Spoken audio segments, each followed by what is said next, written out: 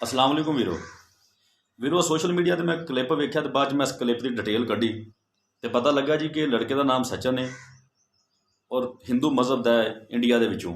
ਇੱਕ ਲੜਕੀ ਪਾਕਿਸਤਾਨ ਸਿੰਧ ਦੇ ਵਿੱਚੋਂ ਗਈ ਹੈ ਜਿਹਦਾ ਰਹਿਣ ਸਹਿਣ ਜ਼ਿਆਦਾ ਇੱਥੇ ਹਿੰਦੂਆਂ ਦੇ ਨਾਲ ਸੀ। ਸੀਮਾ ਹੈਦਰ ਦਾ ਨਾਮ ਹੈ, ਆਪਣੇ ਬੱਚੇ ਲੈ ਕੇ ਉੱਥੇ ਚਲੀ ਗਈ ਹੈ।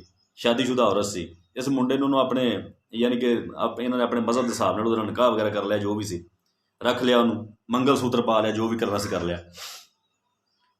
ਇਹਦਾ ਕਲਿੱਪ ਜਦੋਂ ਮੈਂ ਸੁਣਿਆ ਨਾ ਮੈਨੂੰ ਤਕਲੀਫ ਹੋਈ। ਇਹਨੇ ਕਿਹਾ ਜੀ ਪਾਕਿਸਤਾਨੀਆਂ ਦਾ ਸਾਰਿਆਂ ਨੂੰ ਜੀਜਾ ਲੱਗਣਾ ਤੇ ਮੇਰੀ ਇੱਜ਼ਤ ਨਹੀਂ ਕਰਦੇ। ਇਹਦੀ ਗੱਲ ਸੁਣੋ, अगली गल फिर करने आ सुन लो। कि पाकिस्तान का तो मैं दामाद लगता ही हूँ, बिल्कुल है? और जीजा भी लगता हूँ पाकिस्तानियों का सबका। बिल्कुल। तो उनको शर्म नहीं आती अपने सगे जीजा को ऐसे बोलते हैं? हाँ जी, सुन ली गल ਇਹਦੀ। ਇਸ ਉੱਲੂ ਦੇ ਪੱਠੇ ਨੂੰ ਕੋਈ ਬੰਦਾ ਗੱਲ ਦੱਸੇ ਕਿ ਜਿਹੜਾ ਤੂੰ ਮਾਣ ਇੱਕ ਸੈਂਕੜ ਹੈਂਡ ਗੱਡੀ ਲੈ ਕੇ ਕਰਨ ਡਿਆ ਤੈਨੂੰ ਸ਼ਰਮ ਕੋਈ ਨਹੀਂ ਇਸ ਗੱਲ ਦੀ ਆਉਂਦੀ ਕਿ ਤੂੰ ਪਾਕਿਸਤਾਨੀਆਂ ਸਾਰਿਆਂ ਦੇ ਜੀਜਾ ਬਣ ਕੇ ਵਨਾ। ਇਹਨੂੰ ਮੈਂ ਇੱਕ ਗੱਲ ਦੱਸਣੀ ਚਾਹੁੰਦਾ, ਮੇਰੀ ਗੱਲ ਗੌਰ ਨਾਲ ਸੁਣ ਲਵੇ। ਪਾਕਿਸਤਾਨ ਸਾਡੇ ਦੇ ਵਿੱਚ ਸਚਨ ਸਾਹਿਬ ਜਿਤਨੀਆਂ ਮਜਮੇ ਲੱਗਦੇ ਨੇ, ਠੀਕ ਹੈ, ਨਾਨ ਕੁਆਲੀਫਾਈਡ ਲੋਕ ਹੁੰਦੇ ਨੇ, ਅਤਾਈ ਹੁੰਦੇ ਨੇ, ਜਿਹੜੇ ਸਾਡੇ ਪੋਸਟਰ ਲਾ ਕੇ ਦਵਾਈਆਂ ਵੇਚਦੇ ਨੇ, ਮਜਮਾ ਲਾ ਕੇ ਮਰਦਾਨਾ ਕਮਜ਼ੋਰੀ ਦੀਆਂ ਦਵਾਈਆਂ। ਉਹਨਾਂ ਜਿਹੜਾ ਪੋਸਟਰ ਲਾਇਆ ਹੁੰਦਾ ਨਾ ਤਾਂ ਨੁੱਕਰ ਦੇ ਉੱਤੇ ਤੇਰੇ ਵਰਗੇ ਬੰਦੇ ਦੀ ਤਸਵੀਰ ਲੱਗੀ ਹੁੰਦੀ ਇੰਜ ਕਰਕੇ ਸਾਈਡ ਤੇ। ਉਹ ਮਿਸਾਲ ਦਿੰਦੇ ਨੇ ਮਰਦਾਨਾ ਕਮਜ਼ੋਰੀ ਬੰਦੇ ਨੂੰ ਹੋਵੇ ਤਾਂ ਬੰਦੇ ਦੀ ਸ਼ਕਲਾਂ ਹੁੰਦੀ ਹੈ। ਜਦੋਂ ਬੰਦਾ ਮਰਦਾਨਾ ਕਮਜ਼ੋਰੀ 'ਚ ਹੁੰਦਾ ਬੰਦਾ ਇੰਜ ਦਾ ਹੁੰਦਾ, ਬੰਦੇ ਦੇ ਚਿਹਰੇ ਦਾ ਨੋਟ ਹੋ ਜਾਂਦਾ, ਬੰਦੇ ਹਾਲਤ ਹੁੰਦੀ। ਦੂਸਰੀ ਗੱਲ ਇਹ ਵੇ, ਮੈਂ ਆਪਣੀ ਪੂਰੀ ਜ਼ਿੰਦਗੀ ਦੇ ਵਿੱਚ ਜਿਹੜਾ ਤੇਰਾ ਰੰਗ ਹੈ ਨਾ, ਇਸ ਰੰਗ ਦੀ ਦਵਾਈ ਨਹੀਂ ਖਾਧੀ। ਭਾਵੇਂ ਮੈਂ ਮਰਨ ਵਾਲਾ ਹੋ ਜਾਵਾਂ ਨਾ, ਬੁਖਾਰ ਚੜ੍ਹ ਜੇ, ਮੈਨੂੰ ਡਾਕਟਰ ਦੇ ਦੇਣਾ ਇਸ ਰੰਗ ਦੀ ਦਵਾਈ, ਤਾਂ ਮੈਂ ਦਵਾਈ ਨਹੀਂ ਖਾਂਦਾ, ਠੀਕ ਹੈ। ਤੇ ਤੀਸਰੀ ਗੱਲ, ਅਸੀਂ ਜਦੋਂ ਕੋਈ ਨਾਨ ਕਸਟਮ ਗੱਡੀ ਖਰੀਦਦੇ ਆ ਨਾ, ਅਸੀਂ ਗੱਡੀ ਨਹੀਂ ਖਰੀਦਦੇ, ਨਾਨ ਕਸਟਮ ਉਹ ਕਹਿੰਦੇ ਨੇ ਕਿ ਲੈ ਲਓ ਲੈ ਲਓ ਲੈ ਲਓ। ਅਸੀਂ ਸੋਚਦੇ ਹਾਂ ਕਿ ਚਲੋ ਸਸਤੀ ਮਿਲਦੀ ਹੈ, ਨਾਨ ਕਸਟਮ ਗੱਡੀ ਲੈ ਲਓ।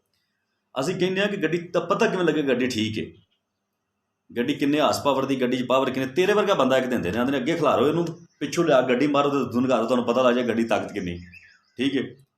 ਜਦੋਂ ਕਦੀ ਅਸੀਂ ਨਾ ਇਲਾਕਾ ਗੈਰ 'ਚੋਂ ਪਿਸਤੌਲ ਸਾਡਾ ਕੋਈ ਭਰਾ ਖਰੀਦਦਾ ਨਾ 5000 ਦਾ ਪਿਸਤੌਲ, ਤੇ ਤੇਰੇ ਵਰਗਾ ਬੰਦਾ ਨਾਲ ਦਿੰਦੇ ਨੇ।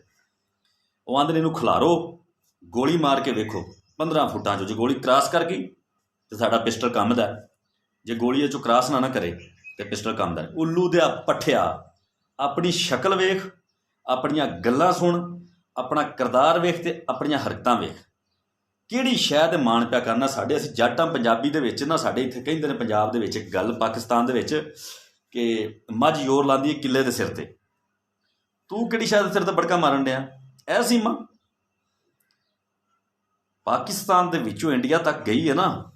ਇੱਕ ਗੱਲ ਯਾਦ ਰੱਖੀ ਕਿ ਪਾਕਿਸਤਾਨੀਆਂ ਨੂੰ ਪਸੰਦ ਨਹੀਂ ਕੀਤਾ ਤੇ ਉੱਥੇ ਗਈ ਹੈ, ਬਲਕਿ ਇਹਨੂੰ ਇੰਡੀਆ 'ਚੋਂ ਕਿਸੇ ਪਸੰਦ ਨਹੀਂ ਕੀਤਾ, ਤੈਨੂੰ ਤੇਰੇ ਤਰ੍ਹਾਂ ਦਾ ਤੋਹਫਾ ਲੱਭਾ। ਆਇੰਦਾ ਕਿਸੇ ਕਿਸਮ ਦੀ ਅਗਰ ਤੂੰ ਵੀਡੀਓ ਬਣਾ ਕੇ ਇਵੇਂ ਦੀ, ਸਾਨੂੰ ਪਤਾ ਲੱਗਾ ਕਿ ਤੂੰ ਵੀਡੀਓ ਇਵੇਂ ਦੀ ਬਣਾ ਕੇ ਸਾਨੂੰ ਪਾਕਿਸਤਾਨੀਆਂ ਨੂੰ ਚੈਲੰਜ ਕੀਤਾ ਹੈ, ਅਸੀਂ ਫਿਰ ਤੇਰੀ ਸ਼ਮਸ਼ਾਨ ਘਾਟ, ਜਿਹੜਾ ਤੁਹਾਡਾ ਜੰਮਣ ਦਾ ਤਰੀਕਾ ਹੈ, ਜਿਹੜਾ ਤੁਹਾਡਾ ਮਰ ਕੇ ਜਾਣ ਦਾ ਤਰੀਕਾ ਦੁਨੀਆ ਤੋਂ, ਸਾਰਾ ਨੰਗਾ ਕਰਾਂਗੇ। ਪਤਾ ਸਾਨੂੰ ਹੈ, ਲੇਕਿਨ ਅਸੀਂ ਉਹਨਾਂ ਤੱਕ ਗੱਲ ਨਹੀਂ ਕਰਾਂਗੇ। ਪਾਕਿਸਤਾਨੀ ਔਰ ਮੁਸਲਮਾਨ ਅਸੀਂ ਅਲਹਮਦੁਲਿਲਾ ਕਿ ਜਿੰਨਾ ਤੱਕ ਤੇਰੇ ਵਰਗੇ ਬੰਦੇ ਸਾਨੂੰ ਨਾਲ ਪੰਗਾ ਨਾ ਲੈਣ, ਉਸ ਤੋਂ ਬਾਅਦ ਅਸੀਂ ਜਵਾਬ ਦਿੰਦੇ ਹਾਂ। ਇਸ ਵਾਸਤੇ ਇਹ ਸੀਮਾ ਹਾਦਰਲਾ, ਇਹ ਜਿਹੜੀ 1.5 ਲੱਖ ਕਿਲੋਮੀਟਰ ਚੱਲੀ ਗੱਡੀ ਨਾਲ ਸੰਭਾਲ ਕੇ ਰੱਖ ਇਹਨੂੰ, ਠੀਕ ਹੈ। ਜੋ ਮਰਜ਼ੀ ਕਰਦਾ ਫਿਰ ਉੱਥੇ, ਸਾਨੂੰ ਚੈਲੰਜ ਨਾ ਕਰੀ। ਬਸ ਜੋ ਕੁਝ ਵੀ ਹੈ ਆਪਣੀ ਜ਼ਾਤ ਤੱਕ ਰੱਖ, ਆਪਣੇ ਕੰਮ ਤੱਕ ਰੱਖ। ਬਸ ਟਿਕਟੋਕ ਬਣਾਇਆ ਕਰ, ਠੀਕ ਹੈ, ਸੋਸ਼ਲ ਮੀਡੀਆ ਚਲਾਇਆ ਕਰ। ਕਮ ਅਜ਼ ਕਮ ਉਹ ਕਿਸੇ ਗੁਰੀਲੇ ਨਸਲ ਦੇ ਬਾਂਦਰਾ ਔਰ ਚੰਪੇਨਰੀ ਦਾ ਪੁੱਤਰਾ ਥੋੜ੍ਹਾ ਬਹੁਤਾ ਬੂਥੇ ਸ਼ਰੀਫ 'ਤੇ ਮੜ ਲੈ, ਤੇਰੇ ਮੂੰਹ 'ਤੇ ਵੀ ਕੁਝ ਆ ਜਾਵੇ, ਠੀਕ ਹੈ ਨਾ। ਇਵੇਂ ਦੀਆਂ ਗੱਲਾਂ ਨਾ ਕਰਿਆ ਕਰ, ਸਾਨੂੰ ਦੁਬਾਰਾ ਨਾ ਛੇੜੀ। ਮੇਰੀ ਵੀਡੀਓ ਨੂੰ ਜ਼ਿਆਦਾ ਤੋਂ ਜ਼ਿਆਦਾ ਸ਼ੇਅਰ ਕਰੋ ਤਾਂ ਕਿ ਇਵੇਂ ਦੇ ਕਮੀਨਿਆਂ ਤੱਕ ਪਹੁੰਚੇ। ਮੈਂ ਤੁਹਾਡਾ ਜੀਜਾ, ਮੈਂ ਤੁਹਾਡਾ ਜੀਜਾ। ਧੀਰਿਆ ਚੁੱਡਾ ਸਾਡੇ ਵੱਲ ਵੇਖ, ਤੈਨੂੰ ਦਸੀਏ ਅਸੀਂ, ਸਹੀ ਹੈ ਨਾ। ਸ਼ਕਲ ਵੇਖ ਆਪਣੀ, ਜੀਜਾ ਬਣਨ ਨੂੰ ਫਿਰਨ ਡਿਆ ਪਾਕਿਸਤਾਨ ਦਾ ਉੱਲੂ ਦਾ ਪੱਠਾ।